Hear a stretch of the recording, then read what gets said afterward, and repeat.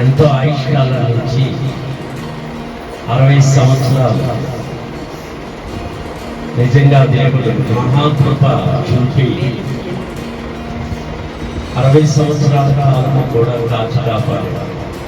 నేను స్కూల్లో జాయిన్ అయ్యేటప్పుడు వాళ్ళు డేట్ ఆఫ్ బర్త్ వేస్తారు. ఆ టీచర్ ఏంటంటే వాళ్ళు సెలవు దినాలు అయిపోయిన తర్వాత మళ్ళీ రీఓపెనింగ్ అయిన తర్వాత స్కూల్లో జాయిన్ చేసుకుంటారు. 1వ తరగతిలో జాయిన్ చేసేటప్పుడు జూన్ 1 వేస్తారనమాట. జూలై 1 ఆ నెల ఏదైతే ఆ నెల ఎలాగా వేసుకొని జాయిన్ చేసుకుంటారనమాట. అదే డేట్ ఆఫ్ బర్త్ కన్ఫర్మ్ అని అనుకొని నా ఉద్యోగ రీత్యా కూడా అదే డేట్ ఆఫ్ బర్త్ వెళ్ళింది కనుక అందుకని నేను కరెక్ట్గా ఈ దినాన్ని లెక్కేసుకున్నట్టయితే నేను పుట్టిన తేదీ 1/7/1964 సంవత్సరం.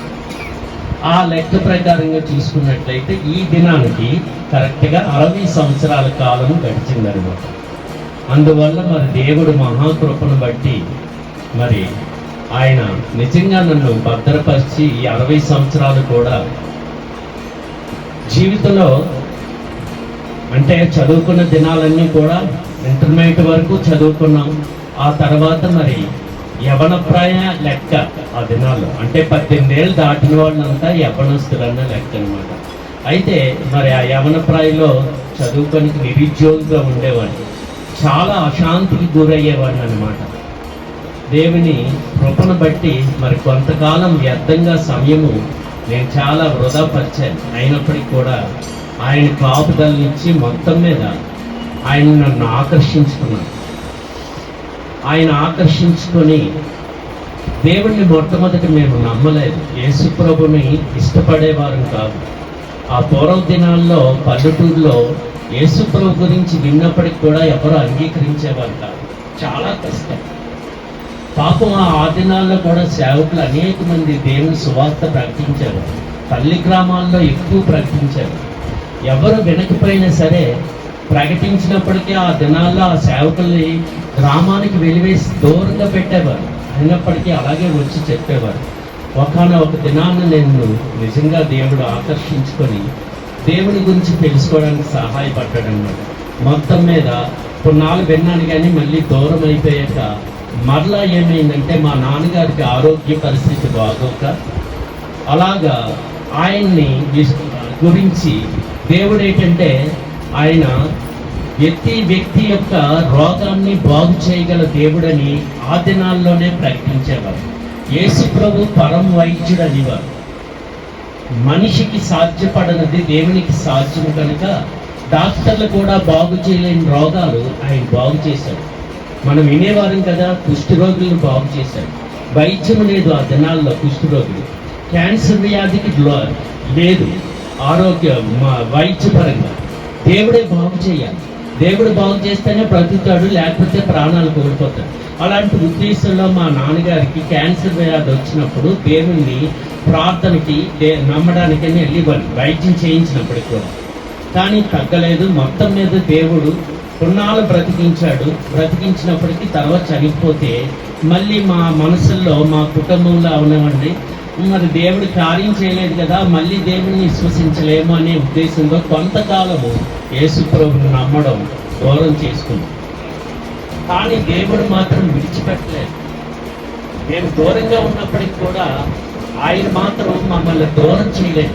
అప్పటి నుంచి కూడా నన్ను వెంటాడుతూనే ఉన్నాడు దేవుడు. నిజంగా చెప్పవలసి వస్తే మరలా కొంతకాలం అయిపోయిన తర్వాత నిరుద్యోగిగా చాలా బాధపడిపోయేవాడు. మా ఊర్లో ఉండి మా వాళ్ళు ఏదో పని చేసుకునేవారు, పూట గడిచేది, కానప్పటికీ సంతోషం ఉండేది కాదు. అలాంటి సమయంలో నాకు ఉద్యోగం లేనప్పుడు దేవుడు నిజంగా ఏమైందంటే ఆయన పాస్టర్ గారు, వేరే పాస్టర్ గారు లేండి అప్పుడు, వీళ్ళెవరు కాదు, మామూలుగా వచ్చి చెప్పేవారు, వినేసి మళ్ళీ వెళ్ళిపోయి పాపం చాలా శ్రమ పడేవాడు. ఇంటికి వచ్చి ప్రత్యేకించి మనం ఆయనకి ఏమీ కూడా మన వల్ల అతనికి ఏమీ ప్రయోజనం లేదు, కానీ ఆయన మాత్రం మళ్ళీ ఏదో ఒక రకంగా దేవుళ్ళో మంచి ఆశీర్వదింపబడాలి ఈ కుటుంబం అనే ఉద్దేశం నిజంగా ఆ పాస్టర్ గారికి ఉండేది కాబట్టి అలాగే ఎక్కడ కనబడినా సరే బాబు బాగున్నావా పలకరిస్తూ అనేక విధాలుగా దేవుణ్ణి విశ్వసించు,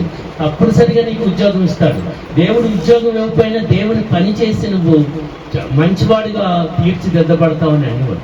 లేదండి మాకు ఇదేమీ చిన్న మాకు అలవాటైన పని కాదండి, మీరెంత మమ్మల్ని మీకు ఏదైనా కావాలంటే చెప్పండి, నేనే మీకు ఏదో సహాయం చేసి వెళ్ళిపోతాను అనేవాడు. అలా కాదు బాబు, విను, నీకు ఏ పని ఉన్నా చేసుకో కానీ వినని చెప్పి అలాగా దేవుడు ఎక్కడ కనపడినా సరే విడిచిపెట్టకుండా నాకు ఏదో ఒక మాట చెప్పాడు. ఆఖరికి నీకు ఉద్యోగం కావాలా, దేవుడు పని చెయ్యి, జీతాన్ని ఖచ్చితంగా ఇచ్చేటట్టు చేస్తానని. లేదు లేదండి అలా కాదండి, ఏదన్నా చిన్న గవర్నమెంట్ ఉద్యోగం కావాలి, ప్రార్థన చేద్దాం, ఖచ్చితంగా ఇస్తాను.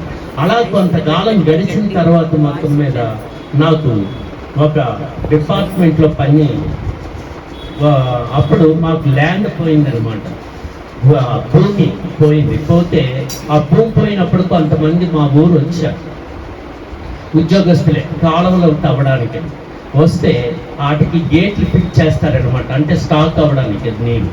అప్పుడు వాళ్ళు మా ఇంట్లో అద్దెకి దిగారు, వంట చేసుకొని మెస్ చేసుకొని అక్కడే ఉండేవారు. వేములపూడిలో, ఇదంతా వేములపూడి సంగతి చెప్తుంది. అయితే అక్కడ వాళ్ళు ఉంటుండగా వాళ్ళు పరిచయం వాళ్ళది కూడా ధవళేశ్వరం అనమాట.